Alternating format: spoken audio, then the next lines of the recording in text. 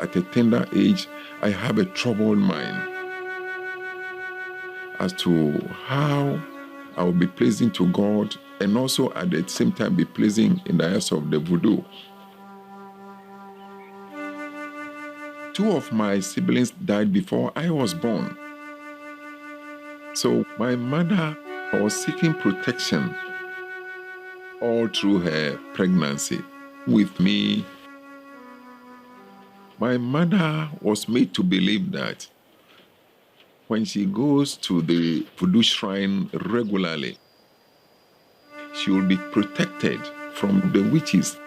This means she has to walk about 4 miles to the shrine regularly barefooted.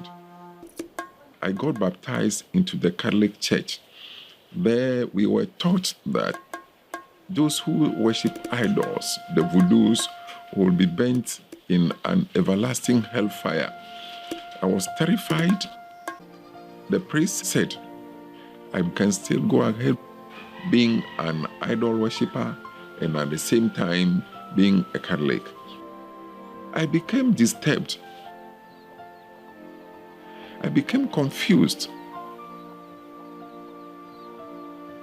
I came across Jehovah's Witnesses when I was of age and left the village.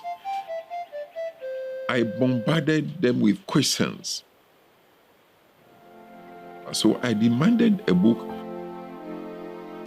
I read the book before daybreak. So that night, in my heart, I broke away from the voodoo worship and also from the Catholic religion. I told him, I'll worship Jehovah. Jehovah is the only God I'll worship. So he fled up, left me, and then went into his room. So I also entered my room and started singing. Once with confusion, our sad hearts were filled, drinking the Catholic religion distilled. I was singing so vigorously, as if somebody who has been liberated, because I felt initially I was in prison, but now I am a freed man. I've been serving Jehovah. While I was laboring under the extreme difficulties caused by the contest of these parties of religionists, I was one day reading the Epistle of James, 1st chapter and 5th verse, which reads, If any of you lack wisdom, let him ask of God, that giveth to all men liberally, and upbraideth not, and it shall be given him.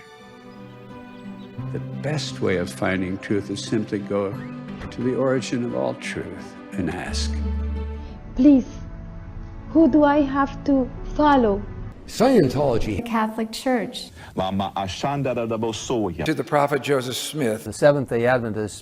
Bang.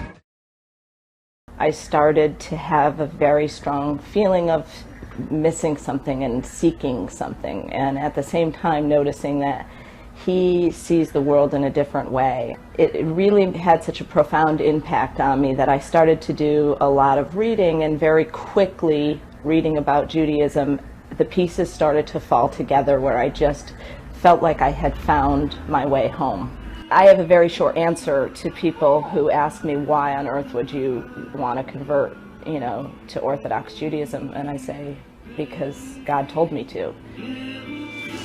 Having converted not once but twice, first to Reform and then to Orthodox Judaism, Rabbi Shmuley Yanklowitz is something of an expert on conversions. Both of my conversions were incredibly intense and transformative. And in my experience as a rabbi, this is the norm.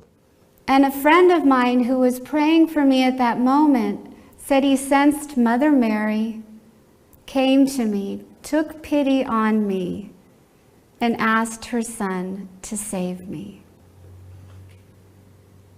And I knew after that the cancer was gone, that I should sin no more. And shortly after that, I knew I was called to join the Catholic Church, a church I'd never stepped foot in. So we were doing a meditation, myself and 5 other friends, and all of a sudden I felt this explosion of energy go up my spine from behind. It was just like, bang. And I turned around and I saw this picture. And I said, "Who is that?" She goes, "Oh, that's Papa Jim. He's the most loving man I've ever met in my life."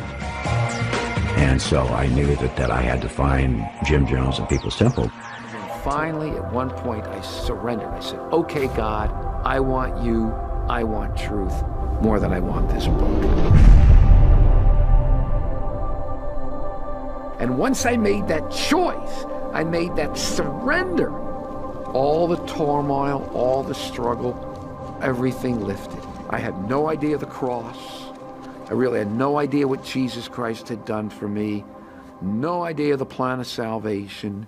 All I knew is I came face to face with God, and he told me this is what I had to do. And once I made the choice, I didn't have a qualm. I didn't have a doubt.